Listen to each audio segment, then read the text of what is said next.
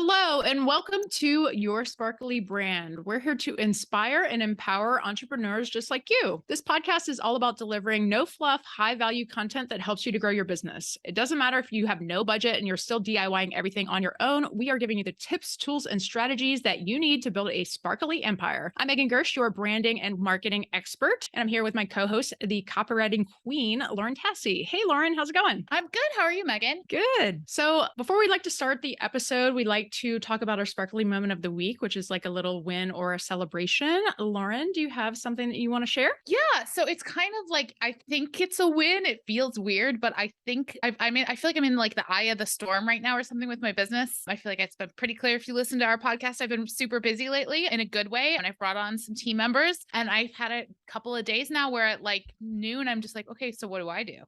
Like, I feel like my systems are working. I have people working. It's like, yeah, I got stuff due tomorrow, but I'm okay today. So I think all of my systems are working. My team is helping me. And I'm just sort of going, oh, maybe this is what I do now. Oh my God, that must be like the best feeling. It feels I'm a little insecure about it, but I think it's okay. Like, I'm just like, okay, I keep checking. I'm like, oh no, that's not due till then. That's not due till then. We're good. That's awesome. I love it. Yeah. What's making you feel sparkly these days? So I've actually been experimenting a bit with longer form content on TikTok, which has been a fun and interesting experiment just because the platform is kind of built around short form content. So I've been experimenting with videos that are longer than a minute, even longer than 2 minutes, which is like in my mind is like brain boggling, to be honest. But I had one mini viral video that from one of those longer form pieces of content. And like, I'm just trying to like take everything in that I'm learning on like, just putting a lot of pieces out there that are longer form just so that I can learn from the data. And yeah, I mean, the viral moment was pretty fun and,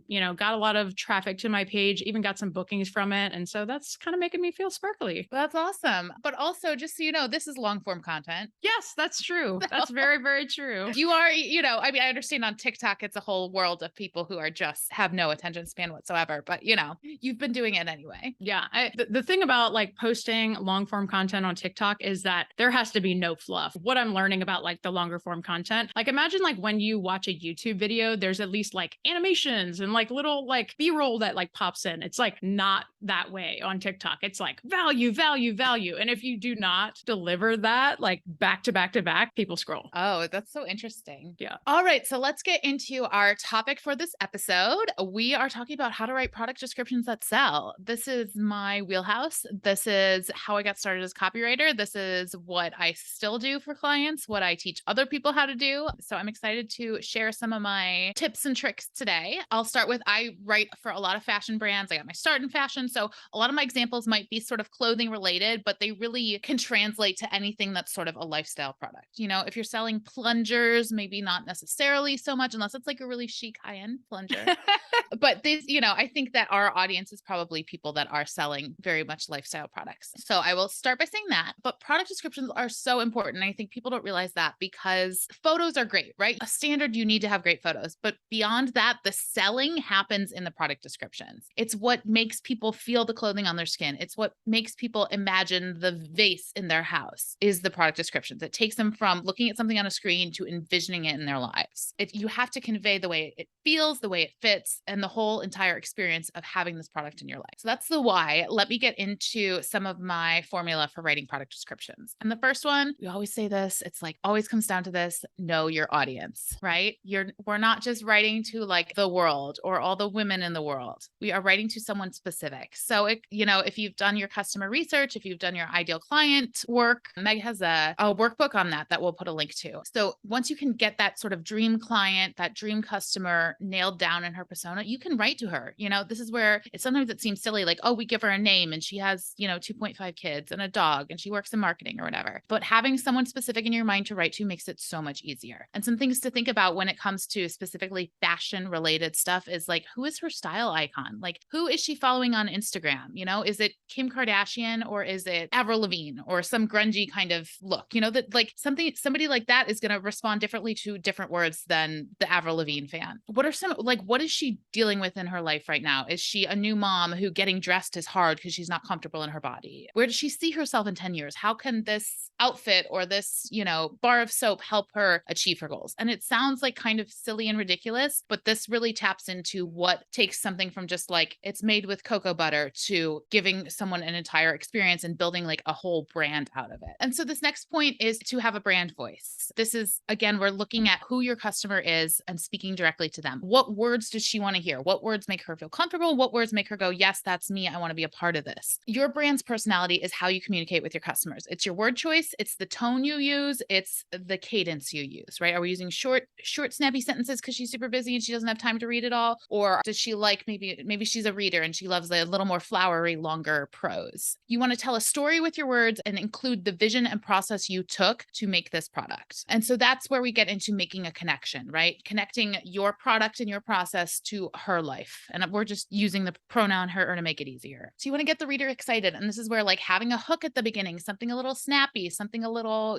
that makes you go, oh yeah, this isn't just, another Amazon product description or something that, we kind of get immediately bored by. I'll put a link into the show notes. I have a whole little free workshop on how to write product descriptions that sell. I call them product stories because we're really telling a story. And in that I have there's a little video where I show you 3 very similar, like they're like white floral dresses. And one is $250 and one is like $20.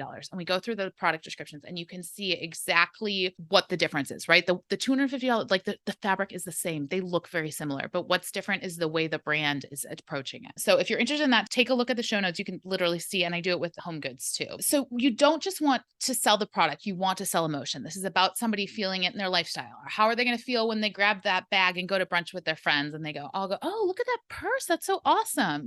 It's part of feeling confident and feeling important. And these are like the identities we tap into when we're buying something, right? So you want to evoke emotion, right? And find out what matters to your audience. This is where that work, that upfront work about thinking about what's keeping you up at night can help connect with your audience. Shopping online can feel very transactional and people miss the excitement of, feeling the clothes when you're walking through the store or smelling the candles in the store. So that's where the words have to replace that tactile sense experience. So when people approach you to write these product stories, are they approaching you to also integrate the SEO kind of component into it? Or is that like a completely separate thing? Because I feel like there might be a little bit of a challenge there when it comes to integrating the keywords that they're trying to hit and also trying to evoke that emotion. Yeah. So it depends on the product, right? And if we're talking about most of the examples I've given here today, clothes, candles, a purse, that kind of thing, we also aren't writing 300-word product descriptions. It's just unnecessary. You're going to lose people. They're not going to read it. So part of SEO is that it needs to be included in text that is somewhat lengthy, right? So a 50-word product description, if we're dropping the keyword,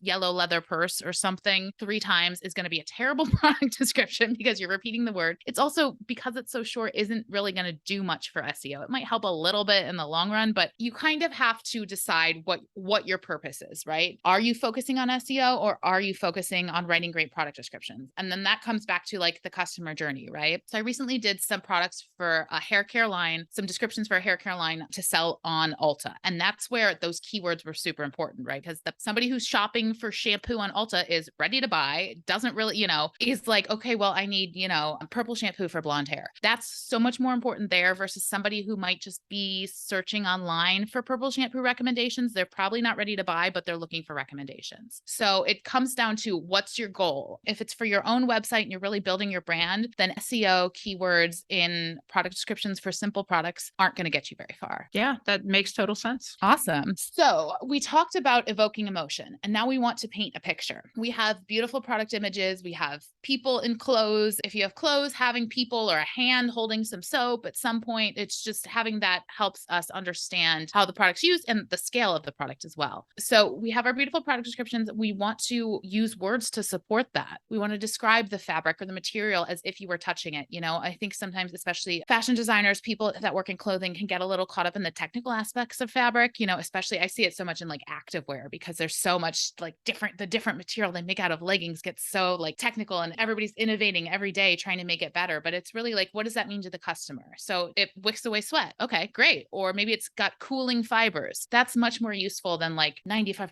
spandex, 5% blah, blah, blah. Most consumers, that doesn't mean anything to them. And another great thing to do is to give style or use tips, right? If you're buying a vase, oh, it looks great in a sunny corner, or perfect for long stem red roses. Just some guidance as to how to use the product, even though we all know how to use a vase, right? You either put flowers in it or you don't put flowers in it, but just that helps build the story and put something in their minds. And that's another way you can use detail that connects with the customer, right? Do they like roses or do they like peonies? Pick one, and that'll help them tap into their identity. Somebody does like peonies more than they like sunflowers. And so what's your audience, right? You want to show the worth of your product and how versatile it is too. So if it can do all these things, if it's a purse and it's got all these little pockets and you got somewhere for your phone and somewhere for your keys, show it in a picture, and then talk about how you won't spend hours digging through your endless purse to find your keys because we have this pocket. And so there's a couple of things I do want to say you should never do when it comes to product descriptions. The first one is to copy and paste from the manufacturer's website whatever product descriptions they have. They're usually not written